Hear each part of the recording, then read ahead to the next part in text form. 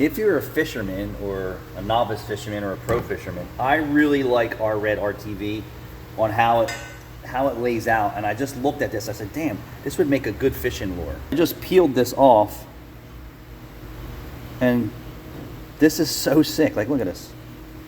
I would bet you if we took this over and went fishing with it, I would catch a fish with it. Red RTV has so many uses. So what happens here when we're done, we just hang it from here, and then you'll see like the different drips of it.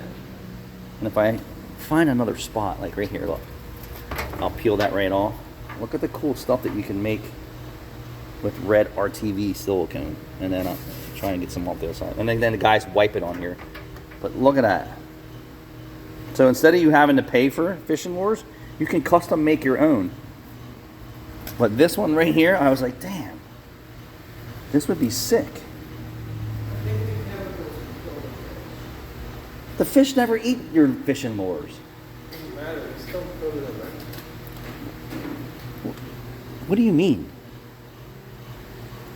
I'm saying if you had RTV Red and you wanted to make your own custom fishing lure because you know you're a badass fisherman. You try it and tell me how it goes. This is one overnight dry. I'm going to tell you, if I took this thing fishing, I would catch a fish. Do it. Let's do it, actually. Let's do a Miami fishing day. From Red RTV. Fishing day. So then this stuff here is too thick. So you could do it, but this is very rigid in its consistency. Let's do an M fishing day where it's me, you, and Caleb. This will never work. And This might work. we'll go worms versus lures versus RTV and see who catches My- the fish. When I go bass fishing, it's purple worm every time for me.